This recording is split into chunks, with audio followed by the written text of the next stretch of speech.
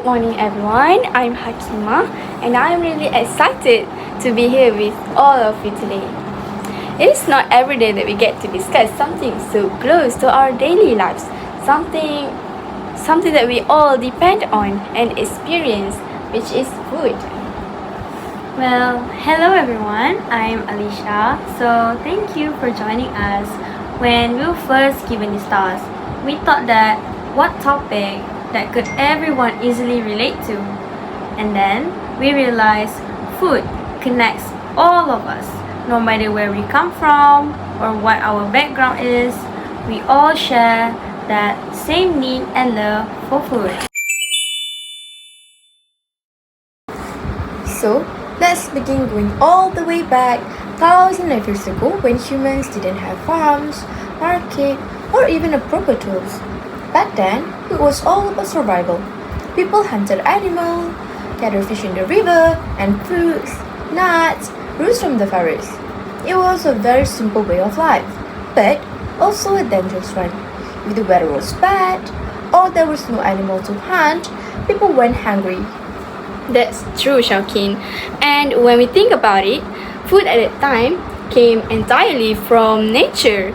It was fresh, unprocessed, and unpredictable. People had to eat whatever was available in their surroundings. For example, communities living near the sea, they depended mostly on fish and sea plants, while those in the forest ate wild fruits or hunted animals. There was no concept of choice or luxury. Food simply meant survival. Exactly, Hakima. And one of the most important discoveries that changed everything was fire. Well, once humans learned to make and control the fire, it completely transformed their diets. Cooking made the food softer, easier to chew, and more flavorful. It also reduced bacteria and parasites, which made eating safer.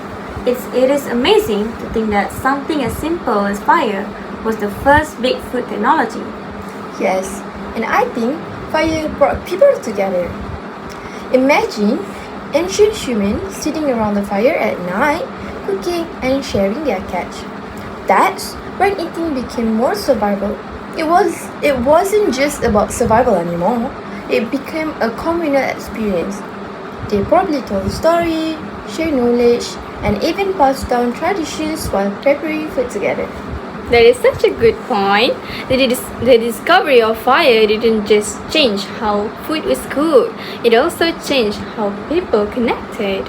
And after that came another major turning point, which is the agricultural revolution. This was when humans learned how to plant crops and domesticate animals instead of relying on hunting and gathering. It meant that they could finally settle in one place. Yes, so that's when the civilizations started forming, right? When people had a steady food supply, they could build permanent homes and communities. Food, in a way, gave rise to society itself. Without the agriculture, there wouldn't be villages, cities, or even trade. It's amazing how one change, learning to grow food, led to everything else. Exactly. Agriculture allowed people to experiment with planting different crops and breeding animals. Over time, they developed farming techniques suited to their environment, like rice paddies in Asia or wheat fields in Europe. This choice eventually shaped their cultures and diet. For example, rice becomes central in Asian cuisines, while bread became a staple in Europe. And food started becoming part of identity too. You could tell where someone came from just by the food they ate. Each culture used ingredients that grow locally. For instance, people in tropical regions use coconut milk and spices, while people in colder regions relied more on meat and grains. It shows how nature influenced tradition. And as civilizations grew, food also became a form of status. Wealthy people, they could afford rare ingredients like imported spices, sugar, or salt, while the poor ate simpler meals. It is quite interesting. Food started to show class difference too. the idea of luxury food actually began thousands of years ago. That's so true. And speaking of spice, the spice trade played a huge role in shaping food history. The Silk Road wasn't just about silk and gold. It was a network for exchanging food, ideas, and culture. Through trade, new ingredients and cooking style spread from one part of the world to another. For example, spices from India and Southeast Asia changed the way Europe cooked. This is according to Encyclopedia Britannica 2024. Yes, and that's also how globalization began. In a way, people exploring new lands in search of food and spices. Some even say that the entire voyages, like those led by Christopher Columbus, happened because Europeans wanted easier access to Asian spices. Food has always been powerful enough to influence history itself, according to Agriculture for Life 2023. Exactly, like salted fish, dry meat, pickles, or even soy sauce. All of these came from early preservation methods. It is amazing that what started as a survival technique later became part of culinary culture. For example, in Asia, fermented foods like kimchi and tempeh are still popular today, not just for their long shelf life, but for their unique flavor and health benefits. This is according to McCormick Science Institute 2025. That's an interesting thought. Food actually drove explorations. And not only that, people had to learn how to preserve food for long journey and season when fresh food wasn't available. Without refrigerator, they used methods like salting, smoking, fermenting, and drying. This method helped food last longer and also created new tastes that we still enjoy today. I think what is also beautiful about this is how these ancient techniques were passed down for generations. People didn't write recipes back then, but they taught their children how to cook and preserve food through practice. Food knowledge was shared through experience and storytelling, and that is how many traditional dishes survive until now. That is right. It shows that food was and still is a cultural heritage. It carried people's identity, beliefs, and creativity. Some traditional recipes today are hundreds, even thousands of years old, yet we still cook them the exact same way. That's how strong the connection between food and history is. And religion also play a part in shaping food traditions. For instance, many religions have certain food rule or fasting practice, like halal and kosher foods, or fasting during Ramadan. This belief influenced not just what people ate, but how they prepare and respected food. That's a great point. Back then, people treated food with respect. They understood how much effort went into farming or hunting. There was no such thing as food waste. Every part of animal or crop was used. Nowadays, food has become so easy to get that many people has forget to appreciate it. Yes, that's one big difference between the past and now. In the past, people valued food because it was hard to earn. Today, we can just buy anything instantly. But even though times have changed, I think we can still learn from our ancestors' attitude to respect food, nature, and the people who produce it. I completely agree. The history of food teaches us about gratitude, patience, and creativity. Without the discovery made in the past, like cooking with fire, inventing farming, or trading ingredients, we wouldn't have the diverse cuisines we enjoy today. Every dish we eat now is built upon thousands of years of human effort. Exactly, Shaukid. And I think that is what makes food such a beautiful topic. It is a reflection of who we were and who we are. When we look at traditional dishes, we are actually looking at history, at the struggles, innovation, and stories of our ancestors. That's so true, Hakima. And it is amazing how the story of food connects to every culture.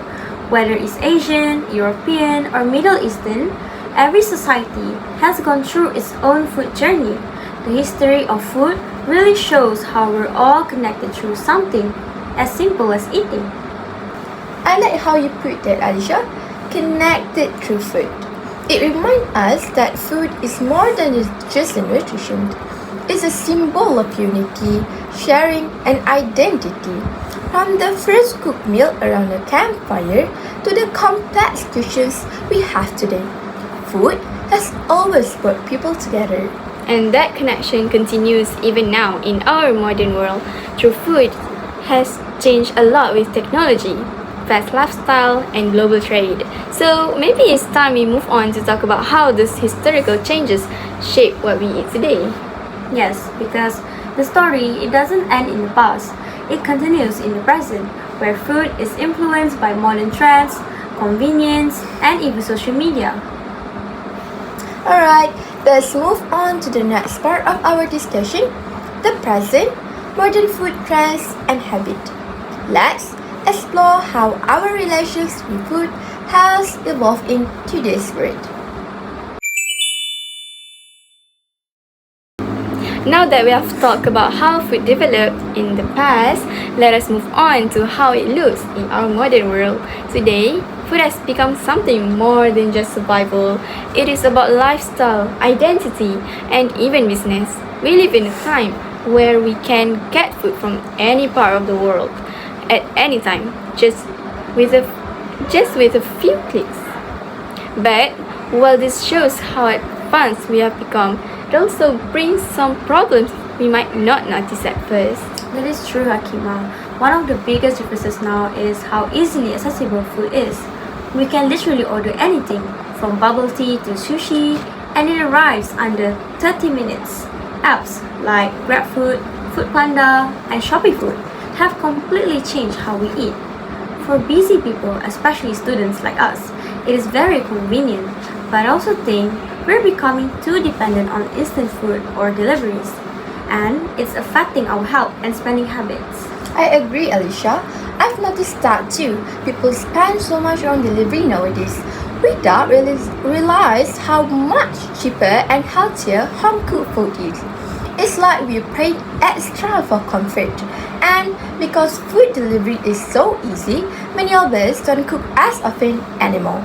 Cooking used to be a family activity, a bonding moment.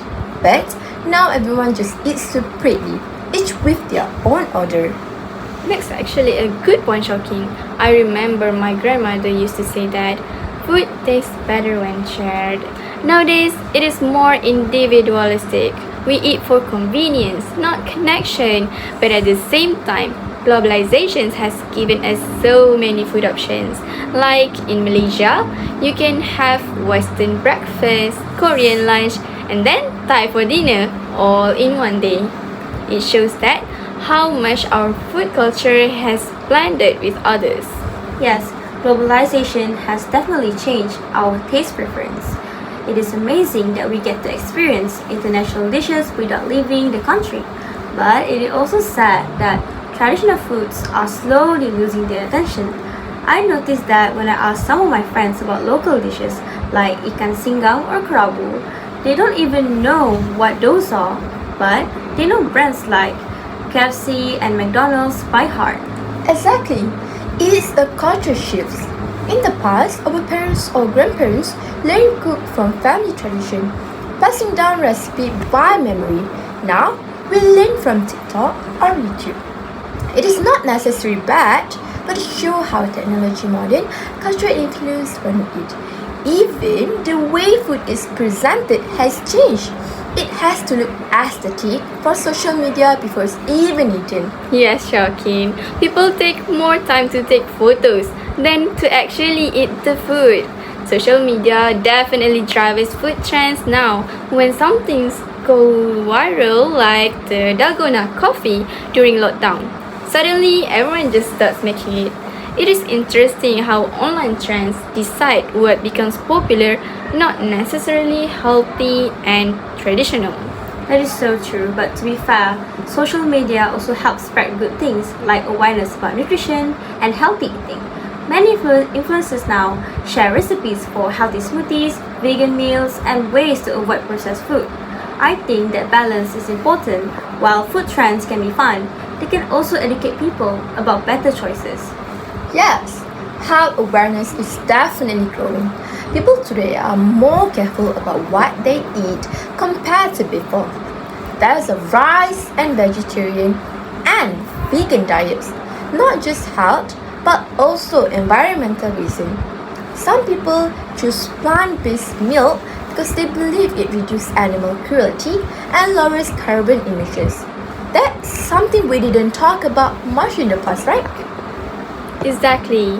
And companies are following that trend too. You can now find plant-based meat alternatives like Beyond Meat or Impossible Burger even in fast food chains. Supermarkets have special aisles for organic, gluten-free or sugar-free foods. It's like the market is adapting to a new generation that is more health and eco-conscious. Yes, and I think COVID 19 also influenced our food habits. During the pandemic, many people started cooking at home because they couldn't go out. It made people realize how important it is to know what goes into your meals. Plus, it sparked a wave of small online food businesses like home bakers, local snack brands, or frozen food sellers. Some even turned their hobbies into the full-time jobs. Oh yes, that's a big one. The pandemic really boosted the food industry in creative way. I remember seeing so many Instagram pages for home cooked meals, cookies, and even meal prep services. It showed how resilient people were and how food became not just something to eat but a source for comfort and connections when everyone was isolated. That is very true. Food connects people emotionally too, whether it is sending a care package to a friend or cooking for family. Food expresses love and care. That is something timeless. Even with all the modern changes, that emotional value remains.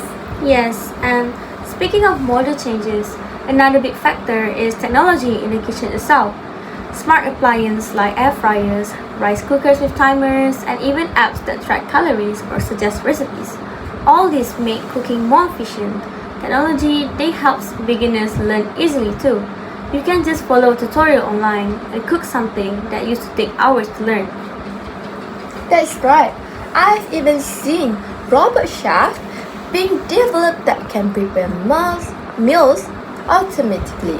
But I do wonder, with all this technology, will we eventually forget traditional cooking skills like kneading dough by hand or preparing spices manually? That's a valid concern. I think technology should assist, not replace, the art of cooking. There is something special about making food from scratch. It carries effort, patience, and love. Machines can't replace that feeling, but at the same time, technology allows us to experiment and learn recipes from other cultures. So it also promotes creativity actually. True, in fact, that's one of the most positives. We can share our food culture with the world. I have seen videos of foreigners cooking nasi lemak or satay after learning from Malaysians online. It is nice to see our local dishes getting recognition globally. That's great, Alicia. It's so happy to see cultural exchange happening through food. But even with all these good things, we can't ignore the environmental side. Modern food productions create a lot of waste: packaging, plastic utensils, and leftover food. Food waste has become a huge problem in cities, especially when people order or buy more than they can finish. I agree, Shauki. It is sad to think that while some people throw away food daily, others around the world still struggle with hunger. That is why sustainability is becoming an important topic today. Many restaurants and organizations are now promoting zero waste or farm to table concepts, where they use locally sourced ingredients and reduce packaging waste. Yes, and some supermarkets even encourage customers to bring their own containers or bags to reduce plastic use. It's a small change, but if everyone participates, it makes a big impact. I also read that some startups are turning leftover foods into animal feed or compost.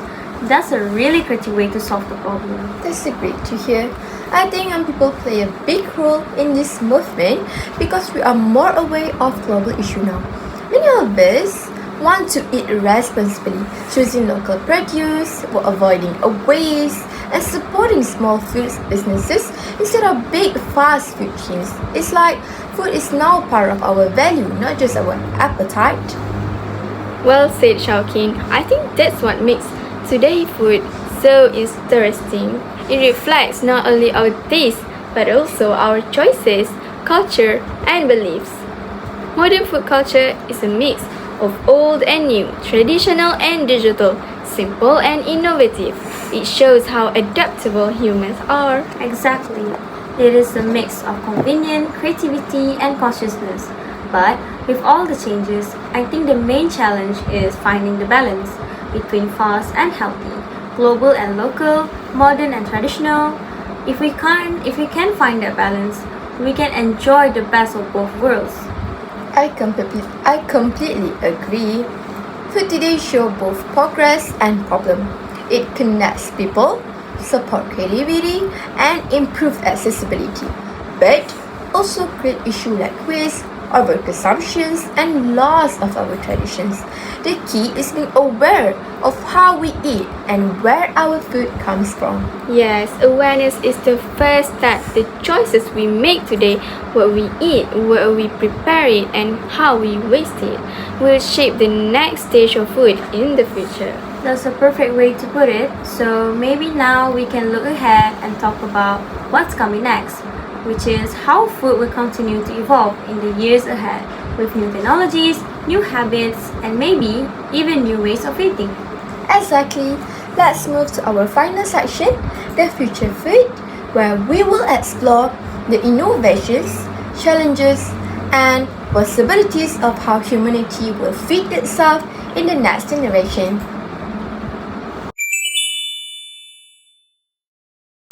Now that we have explored the past and the present, let us talk about what lies ahead, the future of food.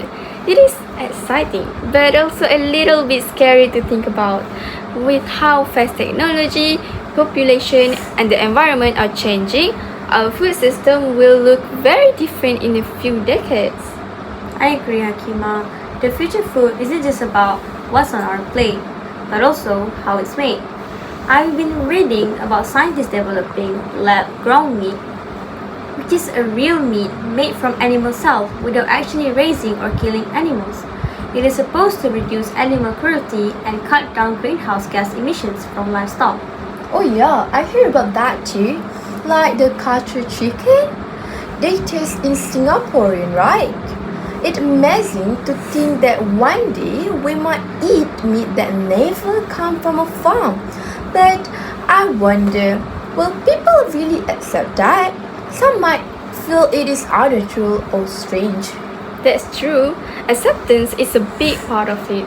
Even though lab-grown meat sounds like a great solution, people might hesitate at first because it challenges the traditional idea of what real food is. But as time goes by, I think people will adapt, especially if it helps solve issues like hunger and climate change. Exactly. The world population is expected to reach almost 10 billion by 2050. Traditional farming alone might not be enough to feed everyone, so innovations like lab-grown meat, vertical farming, and insect-based protein could become essential. Imagine eating cricket-based snacks or protein bars made from mealworms. It sounds strange now, but they're already popular in some countries.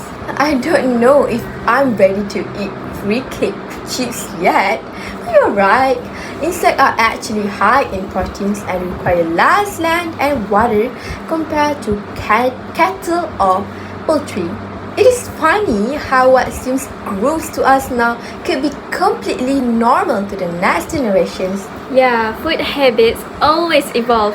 What is strange today could be common tomorrow, like how sushi was once considered weird in Western countries, but now it is one of the most popular dishes worldwide. The same thing could happen with insects or plant-based foods.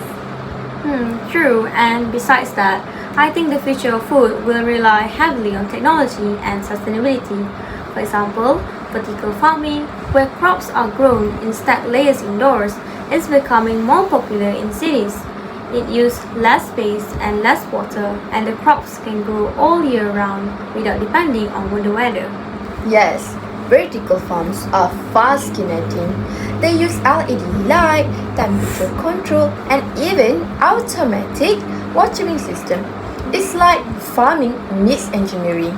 Some people call it smart farming, and the best part is that it could bring food closer to urban area, reducing transportation costs and pollution.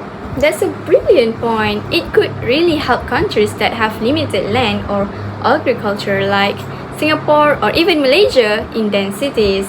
Plus, technology like drones and AI can help farmers monitor crops more efficiently, detecting pests, adjusting fertilizer levels, and predicting harvest accurately.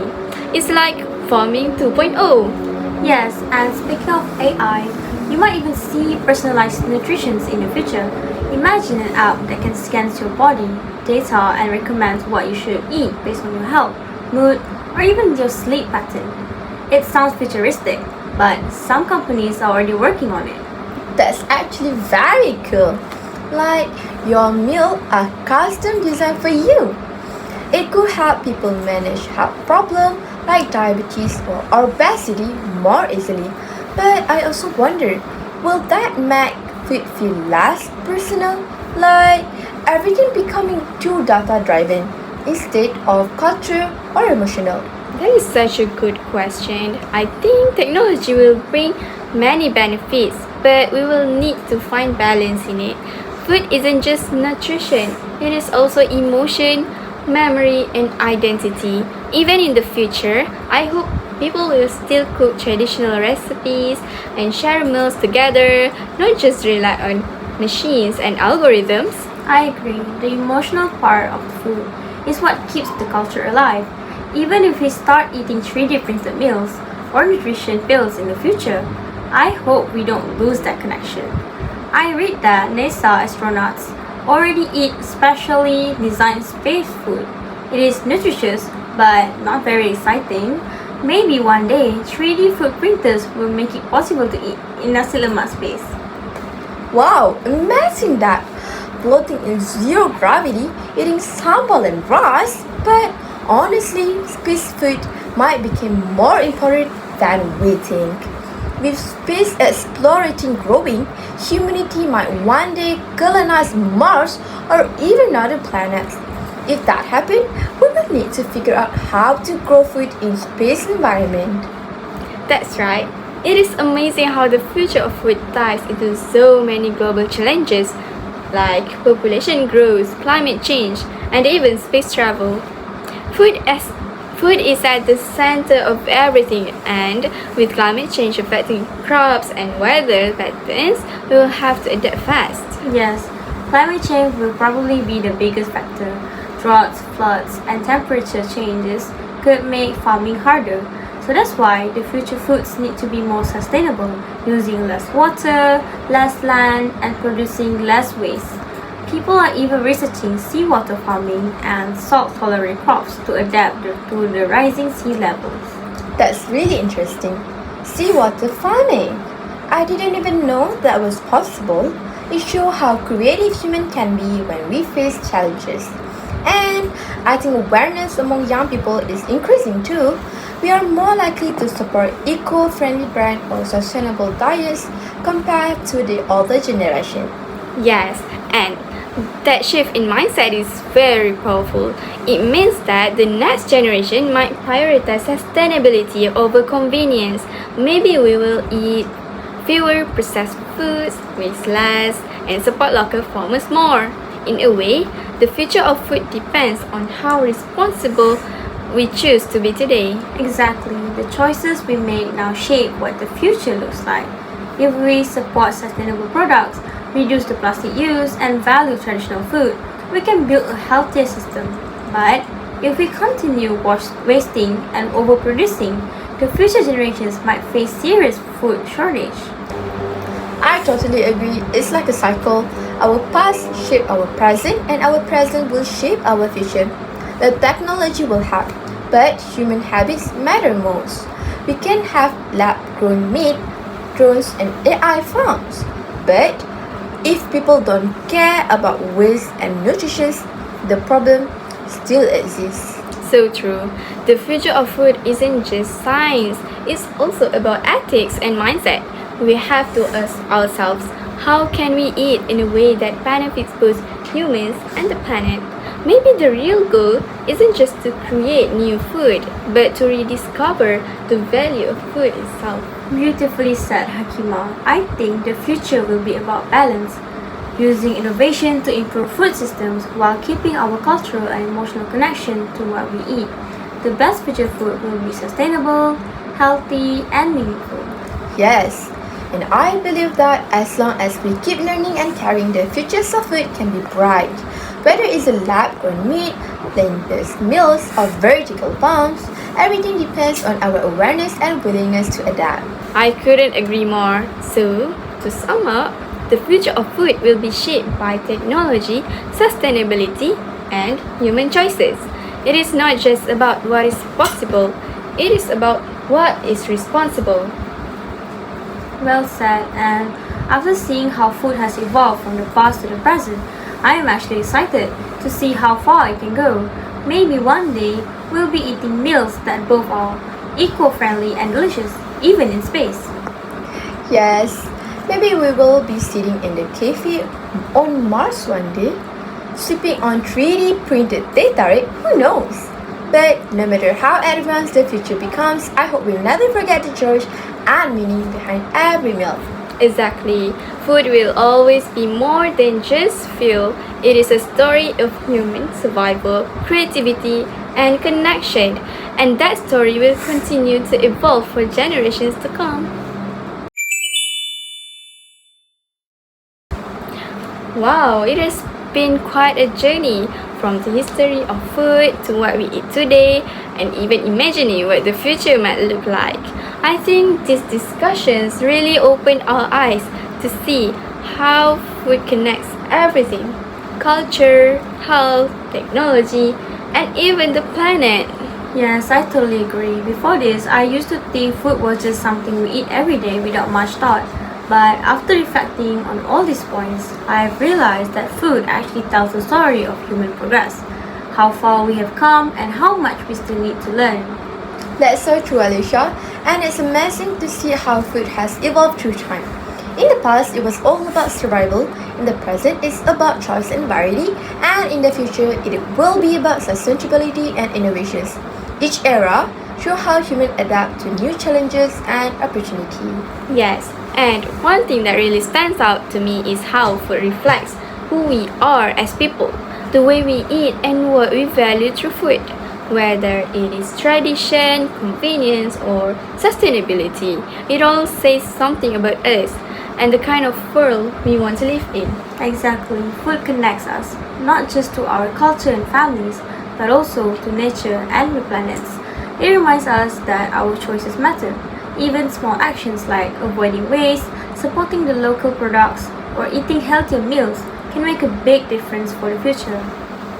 Well said. I think that's the real takeaway from today, that the futures of food depends on us. Technology will keep advancing, but it is mindset and value that will decide whether those innovations are used responsibly. Right, so maybe the question we should all ask ourselves is, what kind of relationship do we want to have with food? Do we see it as just something to consume or something to respect and appreciate? That's a beautiful way to put it, Hakima. For me, I think appreciating food means understanding the efforts behind every meal. The farmers, the cooks, the culture, and even the environment that supports it all. Yes, and hopefully our discussion today helps others see food in the light too. Because at the end of the day, food brings people together, No matter our background, belief, or where we come from, it is something that unites everyone. That is so true. So, as we conclude, we can say that food is not just about the past, present, or future. It's about connection. It connects generations, cultures, and communities. And it reminds us that the simplest things, like sharing a meal, can carry the deepest meaning. Exactly. And with that, we would like to thank everyone for listening to our discussion. We hope it's giving you something to ponder about the next time you sit down for a meal. Thank you so much from all of us. I'm Hakima, And I'm Alicia. And I'm Shauki. and we are grateful for this opportunity to share our thoughts on food, the history of future, and food. Thank you.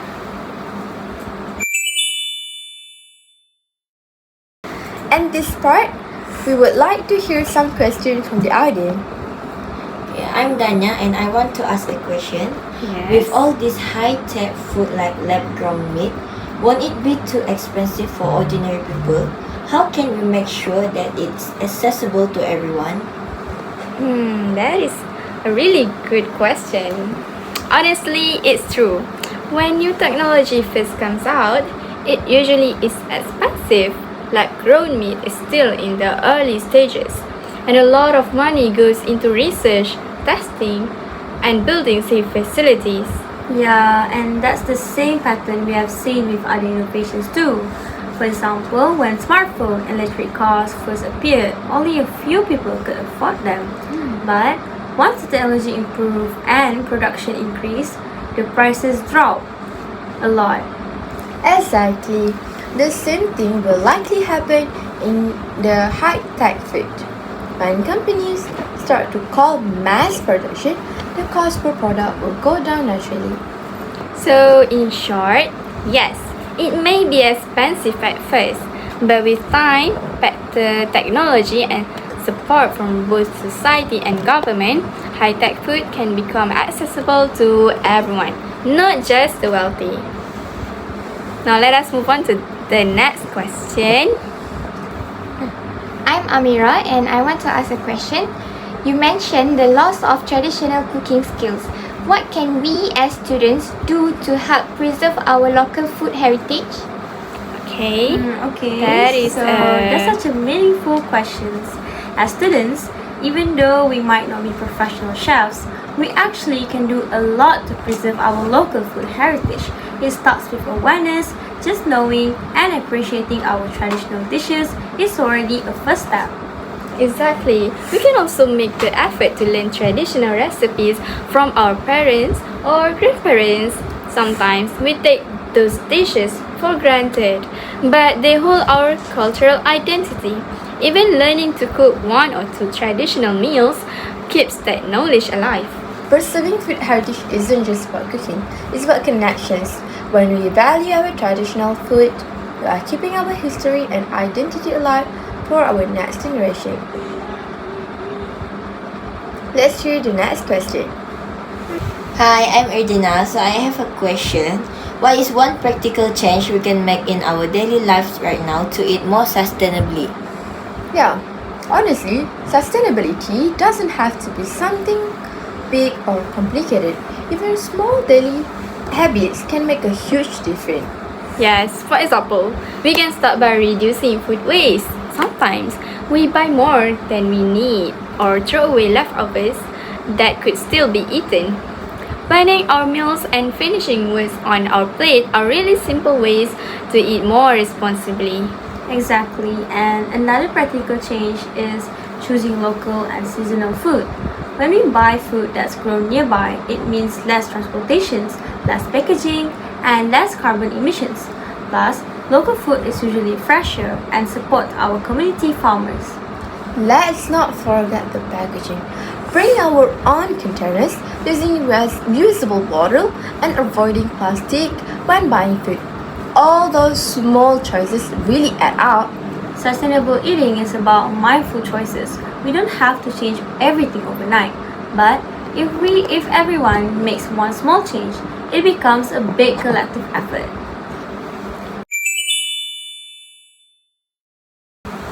Alright, I think that is all for our Q&A sessions. Do you have any other things to add? No, I'm not. Yeah, I think that's the end of the part of discussion. Thank you, everybody. Thank you. Thank you and bye.